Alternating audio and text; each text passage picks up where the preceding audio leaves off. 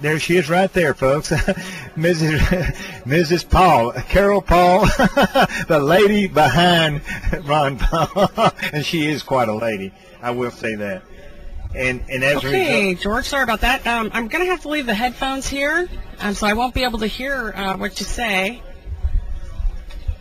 One last one. Okay, we have Miss Carol Paul, and ma'am, we got the. I had the pleasure of interviewing you several months ago when this all was a lot fresher on the campaign trail, and I asked you a question, and your response was very important to me. I asked you what you were most proud of about your husband and his years of working in politics and his career, and what was most significant and what was most memorable to you.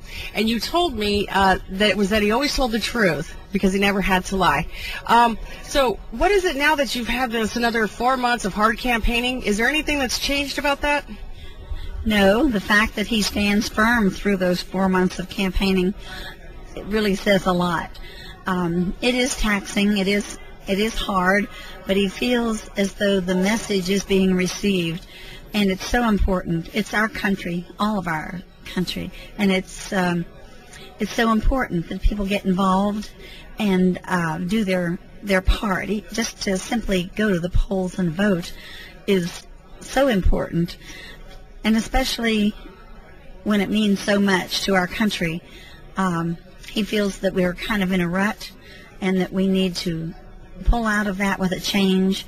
He's worried about the middle class. He's worried about inflation. He's worried about the dollar. You know, these are other things that you don't hear about. You hear about a few of the big things, but not a lot of the others. And there's just so many things that he's not afraid to stand up and tell the truth. Even if we have some hard times to go over, we will win in the end because freedom wins. We were the freest nation in the history of the world, and we've only had a little bit of it. And the things Ron wants is not going back to anything. It's going forward. It's going forward to more freedom and more liberty. And I think that's what's important, too, because people say, you want to go back to the gold standard? And people don't understand what a modern-day gold standard would be. It just would mean that our money was worth something, and that it would be backed by something, and they couldn't devalue it where you couldn't go to the store and get $1's worth of goods if you had $1. So how are you? The camera's up there. I know our listeners would love to see you. Hello out there, Ron Paul Revolution Radio. Carol, Miss Paul, would you please say, I'm Carol Paul, and you're listening to Ron Paul Revolution Radio. Okay. This is Carol Paul, and you're listening to Ron Paul Revolution Radio. Thank you very much. I know there's a lot of chuckles and laughing going on in homes across America right now. It's a great free media. You know, it's entrepreneurial and it's free, volunteer, grassroots, you know, getting the message out. I support your husband. I agree 100% with what you just said. Freedom is a new concept.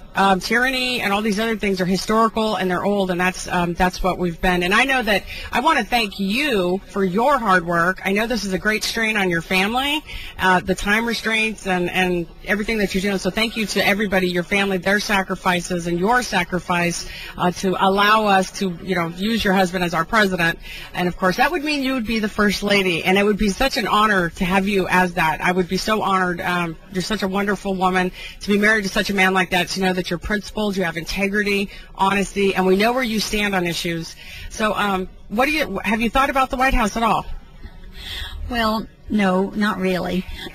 There have been so many other things to think about, but I have been asked a couple times, well, what would your theme, or what would you try to work for as a First Lady's project?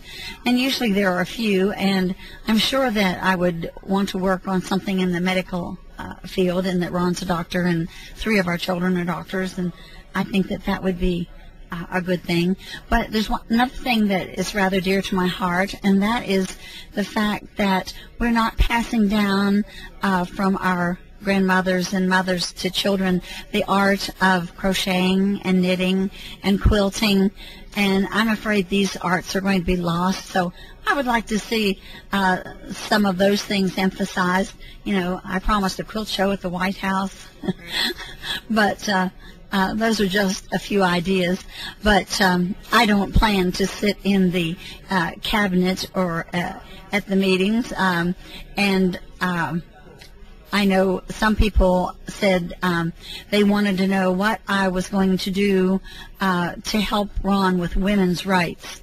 Well, I don't think they realize that Ron believes in individual rights, not women's rights, men's rights, black, white, or any color, rights, just individual rights, God-given rights that each person gets without having to have anything special, just individual rights, and that is important to everyone. Well said, ma'am. Very well said. I couldn't agree more. It's once we start labeling ourselves and we allow ourselves to be partitioned off, and the group, belonging to the group doesn't give us our rights. We have God-given rights because we are who we are. We're children, of a creator, and those where inalienable rights come from. So what are you guys looking forward to out of the Iowa and out of the New Hampshire results? Is there anything you're looking forward to? Lots of votes. Tell them to vote. Yes. Be sure to go to the polls and vote, and be sure and take all your friends with you, and only vote once. Yes. Okay. Thank you so much. I know you're exhausted, and you've spent this time with us at Ron Paul Revolution Radio. Thank you, ma'am, very much.